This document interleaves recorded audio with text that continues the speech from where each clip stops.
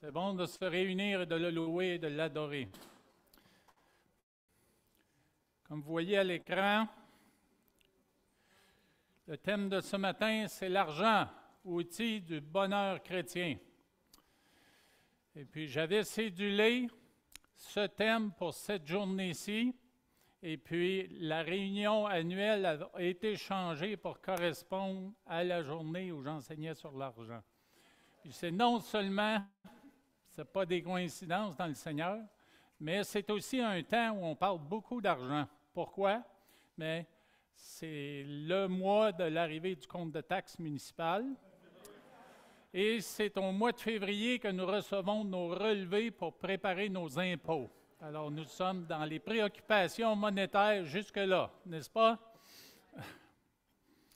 Alors, l'argent, outil du bonheur chrétien, et vous avez les versets principaux qui sont affichés à l'écran. Mais avant d'aller là, en introduction, je pensais, étant donné que dans le titre, vous avez « outils », je pensais à une déclaration d'un des pasteurs que j'ai eu dans l'église qu'on fréquentait à Montréal. Et il me disait que l'outil qu'il préférait le plus, qui lui était le plus utile, c'était ce qu'on appelle en anglais un grinder et ce qu'on appelle en français une meuleuse d'angle. Et c'est un outil qui peut tourner jusqu'à 10 000 tours minute. Alors, c'est un outil qui peut être très dangereux, mais qui peut être aussi très, très utile. Je me rappelle, alors que je suivais des cours sur la sécurité au travail, et l'enseignant nous a partagé cet accident qui est arrivé avec un homme qui a mal utilisé sa meuleuse d'angle. Au lieu de la prendre en main et puis travailler sur une pièce de métal fixe, il l'a placée sur son établi, il l'a fait tourner, et puis il a placé son métal dessus. Alors imaginez ce qui s'est produit, la meuleuse a parti, elle est venue vers lui, puis elle l'a coupé sérieusement. Alors oui, un outil, ça peut être très utile, mais en même temps, ça peut être très dangereux. Et c'est ce qui arrive dans le passage que nous considérons aujourd'hui. Il y a un avertissement sérieux de la part de Paul. Et l'avertissement se retrouve dans les versets 9 et 10. Mais ceux qui veulent s'enrichir tombent dans la tentation, dans le piège et dans beaucoup de désirs insensés et pernicieux qui plongent les hommes dans la ruine et dans la perdition. Car l'amour de l'argent est une racine de tous les maux. Et quelques-uns, en étant possédés, se sont égarés loin de la foi et se sont jetés eux-mêmes dans bien des tourments. Alors, c'est un avertissement qui est sérieux, qui est profond, qui parle de plusieurs des possibilités de problèmes avec l'argent. Nous allons en parler un peu plus en détail plus loin. Mais comme je disais aussi, il y a une exhortation, parce qu'un outil, si c'est bien utilisé, mais c'est très utile. Alors, voici l'encouragement ou l'exhortation. L'argent est une bénédiction, si on suit la recommandation de Paul. Recommande-leur de faire du bien, d'être riche en bonnes œuvres, d'avoir de la libéralité, de la générosité et de s'amasser ainsi pour l'avenir un trésor placé sur un fondement solide, afin de saisir la vie véritable. Alors, les deux côtés de la médaille pour ce qui est d'un outil mal utilisé ou d'un outil qui est bien utilisé. Alors, le contexte de ce passage, eh bien, on le retrouve dans les premiers versets, ou quelques-uns des premiers versets de 1 Timothée 6.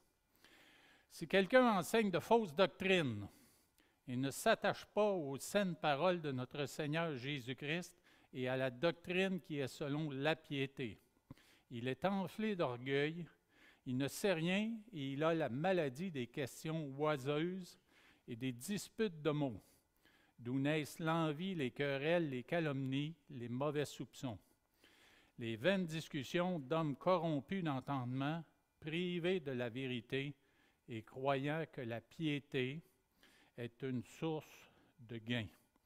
Alors, vous voyez les passages ou les mots de ce passage qui sont en caractère gras, Ce sont des gens qui étaient problématiques dans l'Église d'Éphèse. Et puis Paul s'adresse à Timothée pour l'encourager dans cette situation-là. Et il considère que certains sont là pour enseigner des fausses doctrines. Ils démontrent de l'orgueil. Ils sont des hommes corrompus. Et ils croient que la piété est une source de gain. Et dans le contexte, bien sûr, parce qu'on parle de richesse, parce qu'on parle d'avoir, eh bien, on sait que dans l'Église, ça a toujours été un problème. Et ça a commencé très tôt dans l'Église. C'est encore d'actualité aujourd'hui, même qu'on retrouve dans bien des églises de ce monde, des églises qui se disent chrétiennes, on retrouve une proclamation de ce qu'on appelle l'Évangile de la prospérité. Alors, on parle beaucoup du fait que Dieu veut notre bénédiction, même une bénédiction matérielle et financière à outrance. Et puis des pasteurs vont aller jusqu'à dire que si vous faites ceci, Dieu va ouvrir les écluses des cieux et puis vous allez recevoir tout ce dont vous avez besoin au niveau financier et au niveau matériel. Ce sont bien sûr de faux enseignements. Et puis ces gens cherchent à profiter d'un mouvement de gens vers l'Évangile, vers la parole de Dieu pour s'enrichir. Ce texte, comme je disais, a toujours été d'actualité pour l'Église. Alors la question qu'on peut se poser en regardant ces textes de la parole, et quand on parle du terme argent, on peut se demander, avoir de l'argent ou ne pas avoir de l'argent, dans le Seigneur, voilà la question. Alors, on sait très bien que l'argent est adoré en ce monde. L'argent est même diffamé. L'argent, c'est un sujet de forte discussion. Nous sommes grandement préoccupés par tout ce qui concerne l'argent. Et moi, je vous pose la question ce matin. Montrez-moi où est votre argent et je vous montrerai où sont vos affections. Votre vie spirituelle peut être mesurée par ce que vous faites avec votre argent. Alors, si votre livre de compte de banque là, était ouvert devant nous, qu'est-ce qu'on y verrait? Qu'est-ce qu'on y verrait? La parole de Dieu parle de l'argent comme quelque chose qui est neutre. L'argent comme tel, c'est neutre. Dans ce sens qu'elle peut être utilisée pour faire le bien, elle peut être utilisée pour faire le mal. Le problème ne se trouve pas dans l'argent. Le problème se trouve dans la personne qui a l'argent. Dieu nous a promis dans la parole qu'il y aurait, parce qu'il l'a fait avec son peuple dans l'Ancien Testament, puis j'en ai parlé aux jeunes dans la jeunesse il y a 2 vendredis, et puis je vais leur poser la question ce matin. Il y a 3 domaines dans lesquels Dieu va bénir son peuple, où il a béni son peuple et il va continuer de bénir son peuple. Est-ce que les jeunes qui étaient présents à cette réunion-là s'en rappellent? Aimé Berlier demande à Samuel de répondre, là. Alors, si je dis que une des premières, c'est la longévité. Longévité en ce sens, beaucoup d'années, une vie qui dure longtemps. Deuxième, la postérité. Postérité, bien sûr, ce sont ceux qui viennent à notre suite, les enfants et les enfants des enfants. Et la troisième, c'est, ça finit en T aussi, la prospérité. Bravo Hébert, notre nouveau baptisé qui a appris sa leçon. Hey, applaudissons là.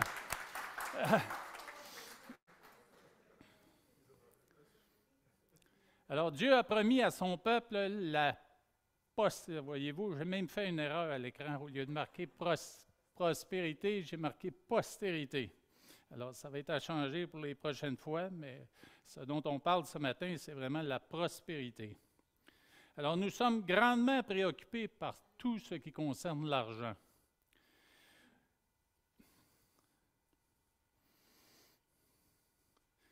Alors, voyez un des versets qui en parle dans la parole, de cette prospérité que Dieu promet à son peuple, dans Ésaïe 45, 7. « Je forme la lumière et je crée les ténèbres. » Alors, l'omnipuissance de Dieu, l'omnipotence de Dieu. « Je donne la prospérité et je crée l'adversité. Moi, l'Éternel, je fais toutes ces choses. Il y a un autre verset qui en parle. Je marche dans le chemin de la justice au milieu des sentiers de la droiture pour donner des biens à ceux qui m'aiment et pour remplir leurs trésors. Comme je disais, une mauvaise perspective de l'argent peut mener à notre destruction. Et dans l'autre sens, une perspective juste de l'argent peut affermir la fondation d'une vie abondante. Et pour terminer, une citation d'une personne qui a eu une grande influence dans ma vie. L'argent doit être un moyen et non un but. Alors, GB, ça correspond à Gisèle Bédard, et puis c'est ma mère qui vivait à la maison avec un budget qui était assez restreint, 5 enfants à nourrir.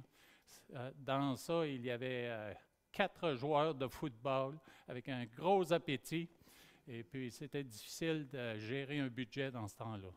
Mais elle disait souvent, l'argent doit être un moyen et non un but. Alors, Paul, de son côté, il n'interdit pas le gain matériel, mais il encourage plutôt la recherche d'un gain spirituel, ce qui est beaucoup plus grand que le gain matériel. Dans 1 Timothée 6,6, il est écrit « C'est en effet une grande source de gain que la piété avec le contentement. » Dans 1 Timothée 4,8, quelques chapitres plus tôt, il dit ceci, « Exerce-toi à la piété, car l'exercice corporel est utile à peu de choses, tandis que la piété est utile à tout, ayant la promesse de la vie présente et de celle qui est à venir. » Alors, c'est un mot qu'on peut regarder et puis y réfléchir, mais la définition ou le sens de ce mot, c'est dévotion et révérence envers le Seigneur. En anglais, on le traduit par godliness. Puis godliness, c'est le raccourci, c'est une contraction de godlikeness. Likeness, ça veut dire semblable. Alors, dans la piété envers notre Seigneur, nos temps de dévotion et ces temps qu'on passe avec lui, nous développons cette ressemblance envers notre Seigneur, ou ressemblance en notre Seigneur. Et puis c'est ça qui va faire que dans notre être intérieur, nous allons changer la perspective que nous avons de l'argent. Perspective qui n'est peut-être pas erronée chez vous, mais il y a toujours le danger qu'un événement dans notre vie nous amène à basculer du côté de cet amour de l'argent. Il y a des gens qui l'ont fait alors qu'ils ont pris un billet de loto et beaucoup d'argent leur a été donné d'un coup en gagnant un gros lot. Et puis leur vie a basculé à partir de là, puis ça a été vraiment un désastre. On voit des témoignages réguliers de gens qui gagnent des gros lots et puis quelques années plus tard, on regarde leur vie puis ça a été complètement détruit par cet amour-là de l'argent. La sainteté qui résiste à la convoitise pour l'argent et les biens matériels, mais ça produit la richesse spirituelle. Et puis il y a ce mot contentement qui est là aussi, qui veut dire satisfaction et suffisance. Puis le contentement, c'est quelque chose de très, très particulier parce que nous ne sommes pas nécessairement habitués à ça. Un peu plus loin, je vais élaborer un peu plus sur le contentement et vous allez voir que nous sommes vraiment encouragés dans la parole de Dieu et dans la vie que nous menons à vivre contents de notre situation. Alors les raisons, il y a quelques raisons, 3 raisons pour lesquelles on ne devrait pas poursuivre les richesses qui sont terrestres. La première, c'est que les richesses accumulées sur terre resteront sur terre. C'est exprimé dans le verset suivant, le verset 7. Car nous n'avons rien à porter dans le monde, et il est évident que nous n'en pouvons rien emporter. Nous partirons tels que nous sommes venus. L'amour est dangereux. L'amour de l'argent est dangereux. Pourquoi? Parce qu'il focalise sur ce qui est temporel. Ce n'est pas éternel, c'est temporel. Dans Job 1, 21, il est écrit Cette déclaration de Job, après qu'il ait perdu ses possessions, alors que Dieu a permis qu'il soit testé dans sa foi par le diable, et il dit ceci: « Je suis sorti nu du sein de ma mère, et nu je retournerai dans le sein de la terre. L'Éternel a donné, et l'Éternel a ôté. Que le nom de l'Éternel soit béni. » Il y a aussi Ecclésiaste qui parle de ce même sujet. « Comme il est sorti du ventre de sa mère, il s'en retourne nu, ainsi qu'il était venu. Et pour son travail n'emporte rien qu'il puisse prendre dans sa main. » J'ai lu plusieurs témoignages, moi, d'organisations chrétiennes qui ont vraiment bénéficié de ce que des hommes avaient amassé en ce monde. Et puis quand ils sont partis, ils ont tout laissé. Et puis des organisations chrétiennes se sont retrouvées par des circonstances souvent qui pour eux étaient miraculeuses. Ils se sont retrouvés avec des centres de formation ou des équipements dont ils avaient besoin pour accomplir leur ministère. Quelqu'un a déclaré qu'il n'y a pas de remorque attachée derrière un corbillard. Et puis même une anecdote de Chuck Swindoll, je pense que je l'avais déjà partagée ici. Chuck Swindoll est un pasteur américain que j'ai beaucoup écouté alors que je travaillais à Montréal puis je devais commuter dans mon auto. Il correspondait exactement aux heures de mon transport. Et puis, il a raconté cette histoire, cette anecdote, où lui-même, alors qu'il était étudiant, il n'avait pas beaucoup d'argent, et puis il devait aller à une soirée qui était assez formelle. Il n'avait pas d'habits à porter, alors il est allé dans un endroit où on louait des habits à petit prix. Et puis il a trouvé quelque chose qui lui faisait très bien. Alors il a loué, il avait assez d'argent pour ça. Il retournait à la maison, puis alors qu'il se préparait pour la soirée, il a mis son habit, puis il a pris son mouchoir, son portefeuille et puis son argent. Et il a voulu mettre ça dans les poches. Il a réalisé que l'habit n'avait pas de poche. Puis par la suite, il a appris que les habits que cet homme-là louait servaient souvent pour exposer des gens qui étaient décédés dans un salon funéraire. Alors, la raison numéro 2 de ne pas poursuivre les richesses terrestres, c'est que la simplicité, elle est possible et elle est bonne. Si donc nous avons la nourriture et le vêtement, cela nous suffira.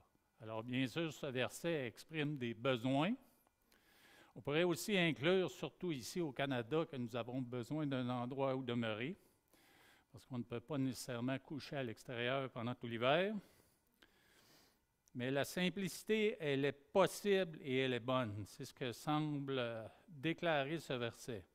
Les chrétiens doivent s'exercer à être satisfaits par les nécessités de la vie. Et ça, ce n'est pas nécessairement simple pour tout le monde.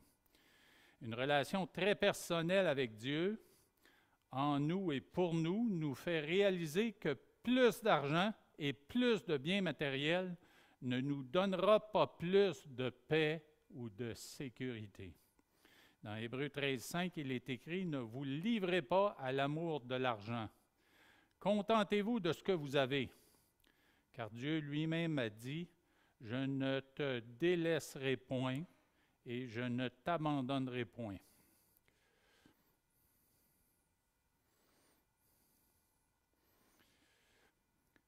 Autre point, les choses qui nous satisfont le plus sont de Dieu.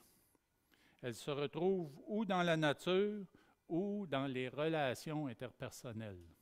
Je me rappelle, il y a plusieurs années, alors que nous étions souvent en contact avec les gens de l'association Wycliffe pour la traduction de la Bible. Chantal et moi avons été invités à participer à une séance de formation qui durait 4 semaines. Et c'était en Colombie-Britannique. Dieu a pourvu pour tout ce qui était de voyager et aller là-bas, et même en congé de la part de l'entreprise où je travaillais. Et puis quelqu'un là-bas a dit ceci: « Tout ce qui a une signification et une valeur éternelle s'accomplit au travers de relations humaines. Tout ce qui a une signification et une valeur éternelle s'accomplit au travers de relations humaines. Je peux vous dire que moi, personnellement, j'aime ma solitude de temps à autre où je suis bien avec des choses. Je suis bien, par exemple, à fignoler quelque chose qui prend du temps, un objet, un outil ou un bricolage, et même des casse-têtes de temps à autre. Mais je réalise que ce qui m'apporte la plus grande joie, le plus grand bonheur, c'est ce qui se passe dans les relations interpersonnelles, que ce soit dans mon mariage, que ce soit dans ma famille, que ce soit ici dans l'Église ou n'importe où ailleurs. C'est là qu'on ressent le plus de bonheur intérieur. On est content d'avoir produit quelque chose avec des outils, mais c'est encore plus un bonheur, comme mon père le faisait parce qu'il bricolait beaucoup des choses dans son atelier, dans le sous-sol, c'était de fabriquer des jouets en bois pour ses petits-enfants. Alors, le bonheur n'était pas dans le jouet comme tel, mais c'était dans le don qu'on pouvait faire à quelqu'un. C'était de voir le sourire et le bonheur que ça apportait à quelqu'un. Après que nos besoins de base sont satisfaits, notre capacité à apprécier et profiter de plaisir diminue. Une fois que nos besoins sont satisfaits, les accumulations supplémentaires de moyens financiers ou de possessions matérielles, mais cette satisfaction intérieure-là, elle diminue. Nous sommes vraiment heureux quand un besoin essentiel est comblé, puis par la suite, le superflu, ça peut nous réjouir temporairement, mais la satisfaction et le bonheur que ça nous apporte, sa valeur est plus petite que ce que nous avons reçu pour un besoin qui est essentiel. Dans 2 Corinthiens 3,5, il est écrit « Ce n'est pas à dire que nous soyons par nous-mêmes capables de concevoir quelque chose comme venant de nous-mêmes. Notre capacité, au contraire, vient de Dieu. » Alors, un autre item, c'est que ce que nous avons, nous devons en exprimer de la gratitude. Ça a été mentionné à quelques reprises ce matin. Alors, il est important pour nous d'expérimenter et même de pratiquer cette gratitude, d'exprimer cette gratitude. Ça réjouit notre cœur et ça nous apporte du bonheur de voir ou de dire à quelqu'un qu'on a apprécié. On a apprécié sa présence, on a apprécié le don d'elle-même, on a apprécié l'aide financière qu'elle a pu nous apporter. Et puis encore plus pour nous, là, mais il est essentiel de reconnaître que toute chose qui peut nous être donnée, que ce soit côté financier ou matériel, mais ça vient ultimement de Dieu, ça vient du Seigneur. Alors, dans Philippiens 4,12, cette question-là de vivre dans la simplicité, elle est exprimée par Paul encore une fois. « Je sais vivre moi-même dans l'humiliation.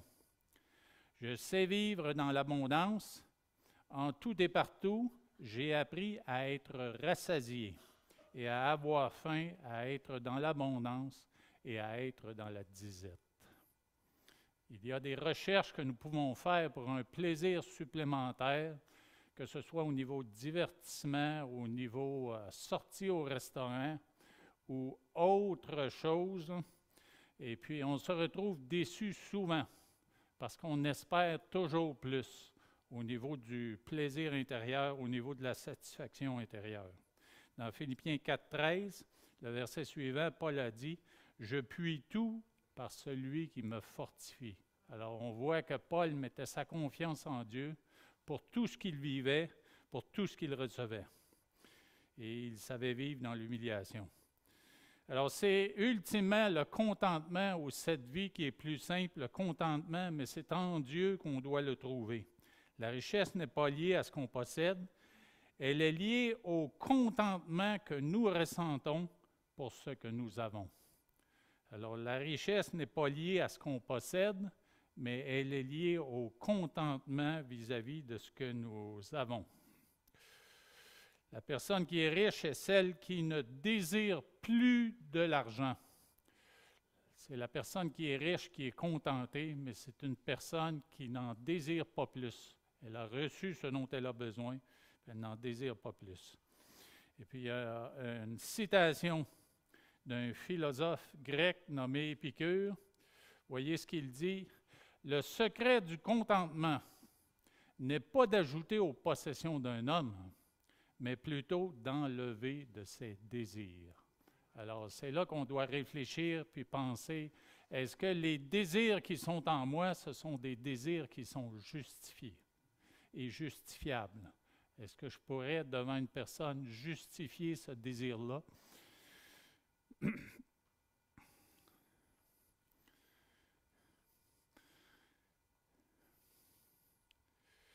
J'ai trouvé un témoignage qui parlait d'un appel à une vie de temps de guerre. Et puis quand les ressources financières se resserrent et sont plus petites, mais il faut considérer à une vie qui est différente. C'est un appel où on ne peut plus se permettre peut-être ce qu'on se permettait auparavant. Et puis le témoignage qu'il apportait, c'était à propos d'un musée qui existe maintenant sur la côte de la Californie, à un endroit qui s'appelle Palm Beach. Et puis, on y a installé dans le port de Palm Beach, on y a installé le bateau, le Queen Mary II. Alors, c'est un bateau qui a servi, bien sûr, à transporter des voyageurs dans un cadre de grand luxe, des personnes qui étaient très affluentes, qui avaient beaucoup d'argent. Et puis, quand on le faisait, là, dans cette époque-là, on pouvait transporter à bord 3000 personnes. Puis par la suite, le bateau a été changé pour une utilisation différente, où on transportait 15 000 personnes. Puis c'était pour le temps de guerre. Alors l'intérieur du bateau a été transformé. Puis dans le musée, on montre les deux situations. Où d'un côté du bateau, on voit l'affluence avec des tables dans la salle à dîner, avec des couverts à n'en plus finir, comme 15 assiettes sur la table, puis le nombre correspondant d'ustensiles.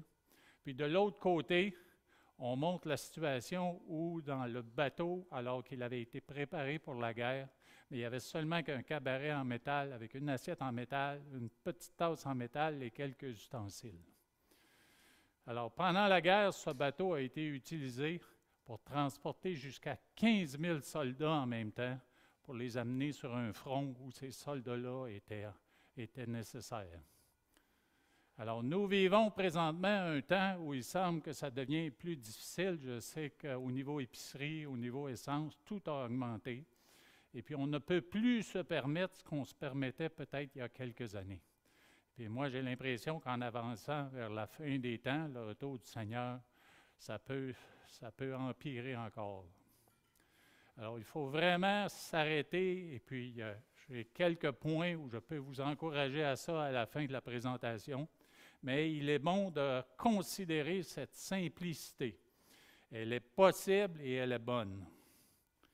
Et le troisième point, bien sûr, adresse le fait que la poursuite des richesses terrestres, mais ça mène à la destruction. Et c'est ce que Paul exprime dans un verset comme celui-ci. Mais ceux qui veulent s'enrichir tombent dans la tentation, dans le piège et dans beaucoup de désirs insensés et pernicieux, qui plonge les hommes dans la ruine et dans la perdition. Oui, l'argent peut être un outil du bonheur chrétien, mais en même temps, ça peut être un sérieux problème pour ceux qui vraiment recherchent avec avidité d'en avoir plus. Dans 1 Timothée 6,10, car l'amour de l'argent est une racine de tous les maux, et quelques-uns en étant possédés. Vous voyez, le terme « posséder », il est fort. Là. C'est le terme qu'on utilise quand on parle de démons qui influencent une personne. Là. Se sont égarés loin de la foi et se sont jetés eux-mêmes, pas dans un tourment, mais dans bien des tourments. Et juste pour vous donner un aperçu, là, les péchés commis par l'amour de l'argent, juste une liste que j'ai compilée ici. Pot de vin. Pot de vin, on pense à gouvernement, on pense à entreprise. Corruption de la justice. Manipulation, mensonge.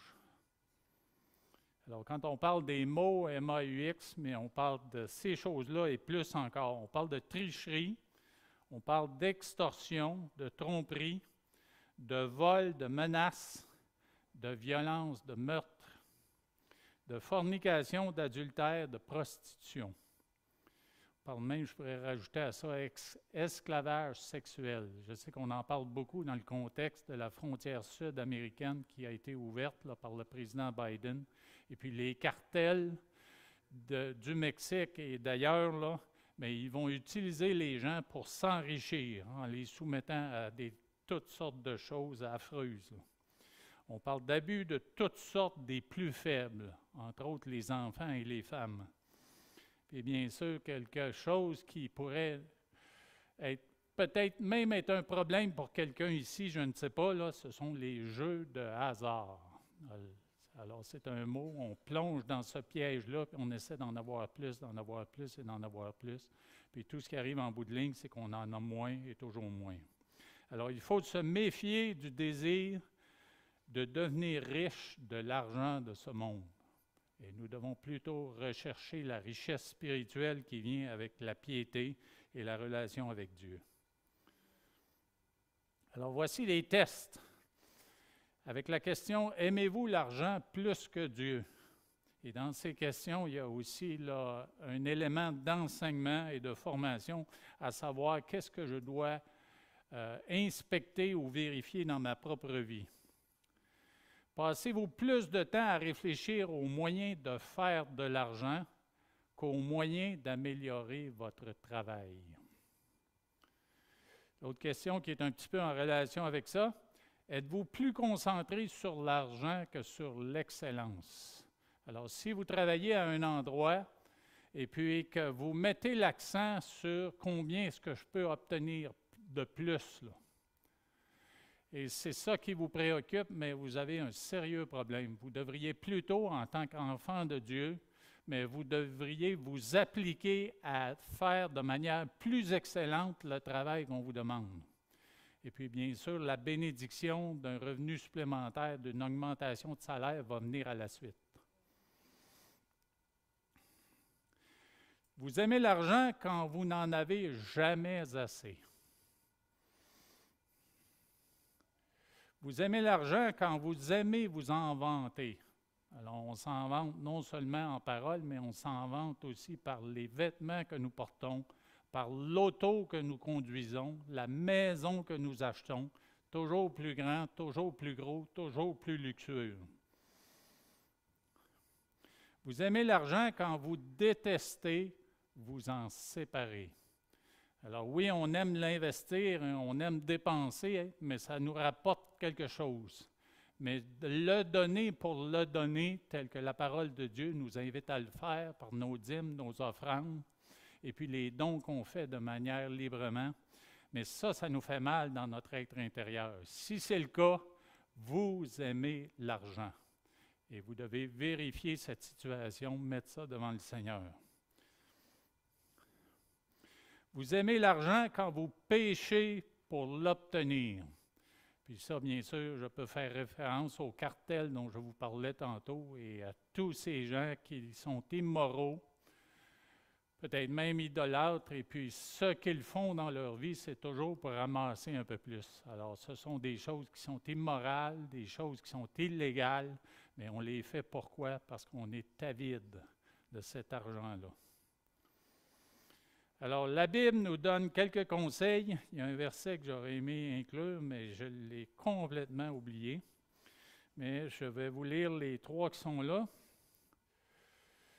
Éloigne de moi la fausseté et la parole mensongère, c'est dans Proverbe.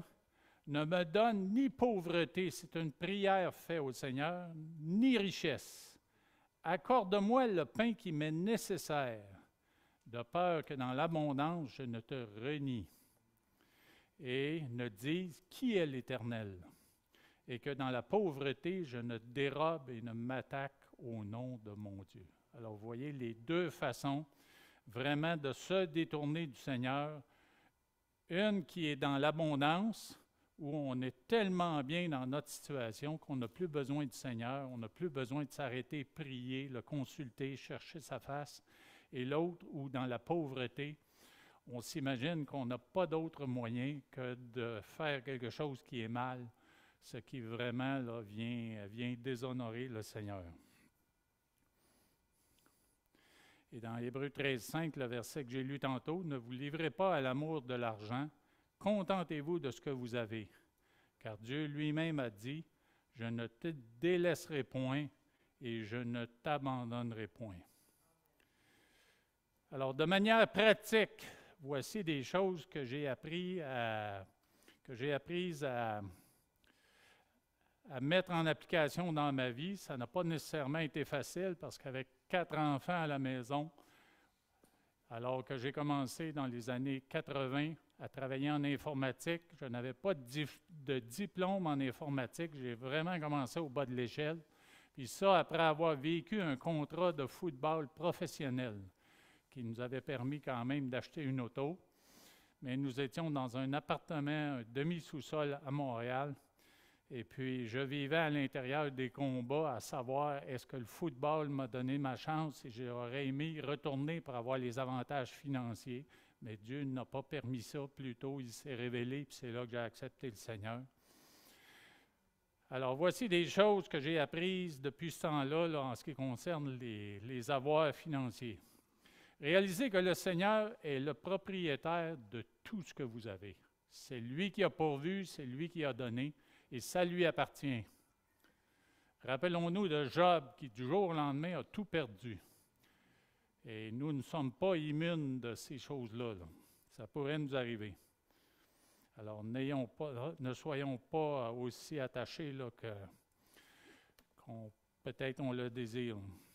Je me rappelle, je vous avais, je pense, déjà raconté cette histoire où dans une soirée jeunesse à l'église où nous allions à Pointe-aux-Trembles, où c'était le 31 octobre, puis on avait fait une soirée, oui, pour amener les jeunes pendant cette période d'Halloween où beaucoup célèbrent la mort, en réalité, là. Mais on voulait enseigner des leçons aux jeunes tout en leur donnant des gâteries.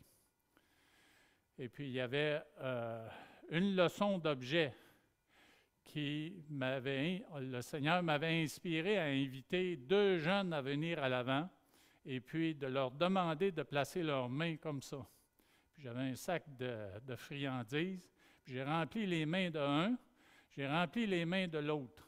Puis là, je leur ai montré 2 autres gros sacs de friandises. Puis je leur ai dit, j'aimerais ça vous en donner plus, mais je ne peux pas, vos mains sont pleines. Qu'est-ce que vous pouvez faire?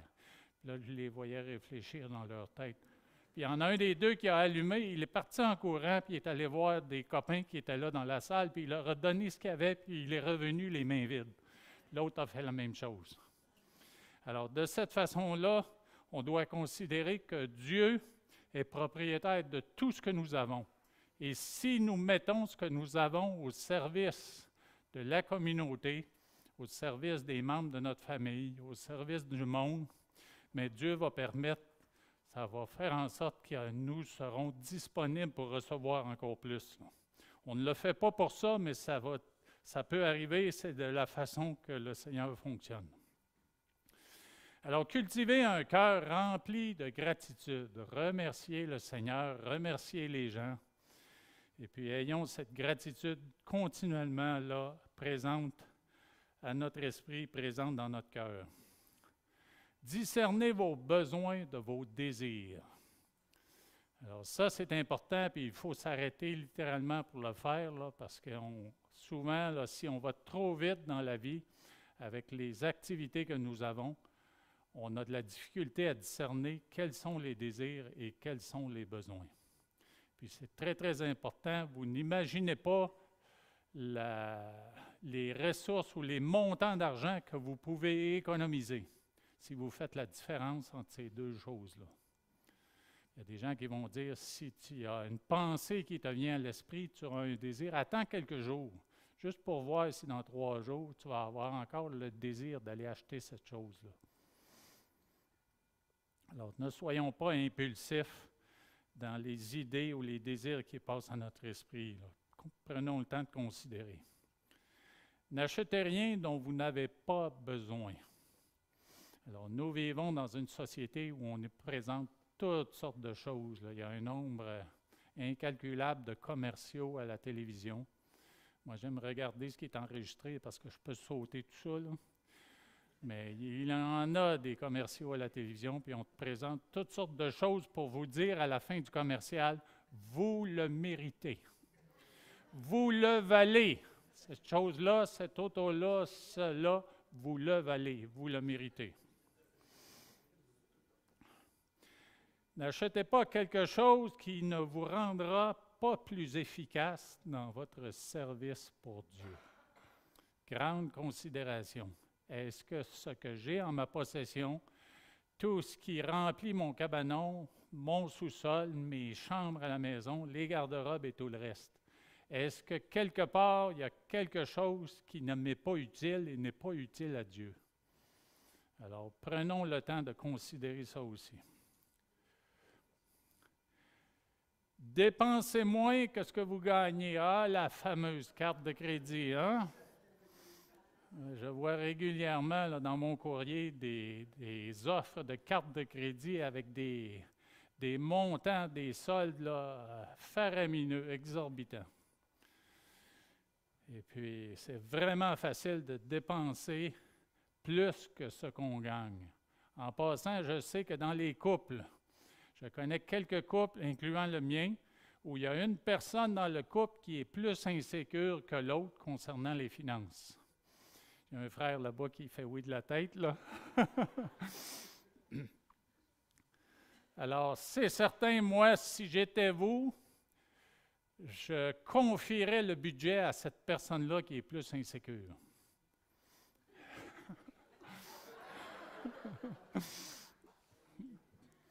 C'est le moyen d'économiser.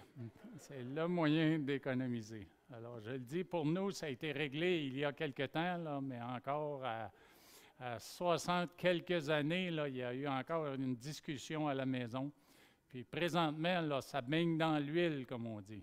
Ça baigne dans l'huile, mais à ce moment-là, ça ne baignait pas dans l'huile. Alors, confier le budget à la personne qui est plus insécure. Épargner le reste. Alors oui, Dieu nous demande d'épargner. Nous vivons dans des situations où il peut arriver des imprévus.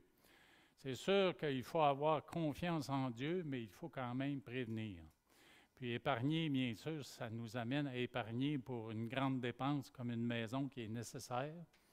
Pour une auto peut-être. Encore là, il faut considérer une auto qu'on peut se permettre. Mais épargner le reste. Et voici le point numéro 8 qui aurait peut-être dû être en premier, c'est de donner de manière sacrificielle, alors que la parole de Dieu nous dit d'apporter à la maison de Dieu les offrandes, afin qu'il y ait des richesses dans la maison du Seigneur. Puis ça, on le fait avec foi. Foi parce qu'on donne une partie de ce qu'on aurait peut-être besoin pendant un mois ou pendant 2 semaines, pour ce qui est de l'attente du prochain chèque de paye, non?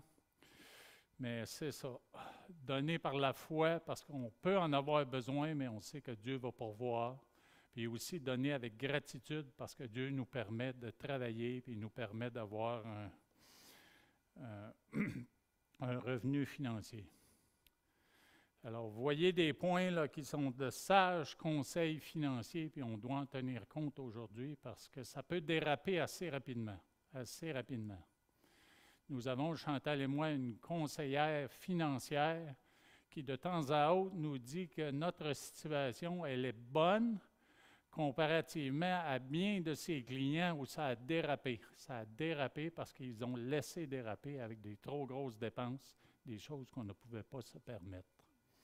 Alors, faisons confiance à Dieu, mais avec ce que nous avons, soyons sages. Soyons sages, n'aimons pas l'argent au point de le garder pour nous-mêmes. Mais les ressources qu'on peut économiser, qu'on peut avoir en réserve, c'est là que notre bonheur peut augmenter un peu plus, parce que si on voit un frère, une sœur dans le besoin, on peut en donner de ces choses-là. Puis ça produit dans l'être intérieur, ça produit un bonheur qui est incroyable. Alors voici une autre citation, je ne me rappelle plus qui m'avait dit ça. Mais je veux terminer avec ça. à cause de l'attitude qui est très, très importante quand on considère l'argent.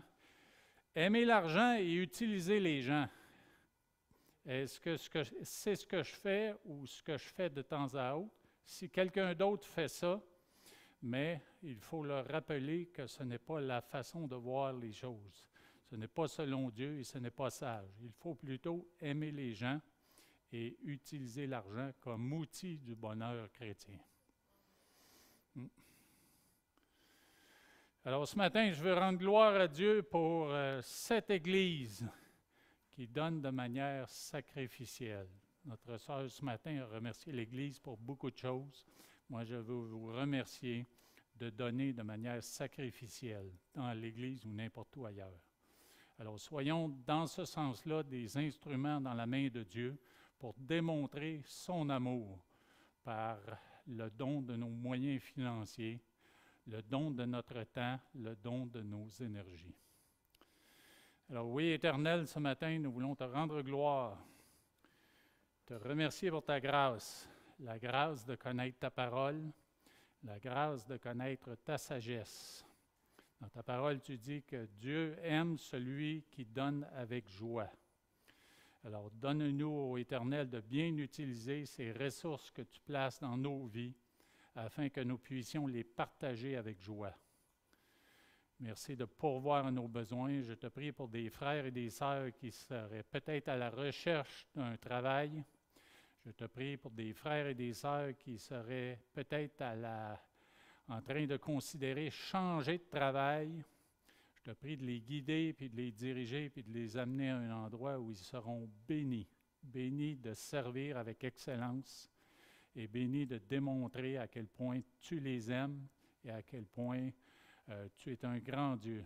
Alors, fais d'eux des témoignages puissants partout où tu les utilises et donne-nous d'être sages, Seigneur, avec tous les moyens et toutes les ressources que tu nous donnes.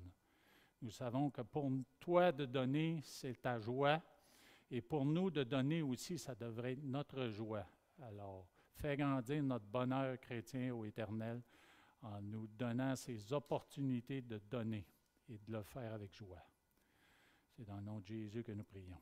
Amen. Soyez bénis, frères et sœurs. On vous rappelle, le repas communautaire.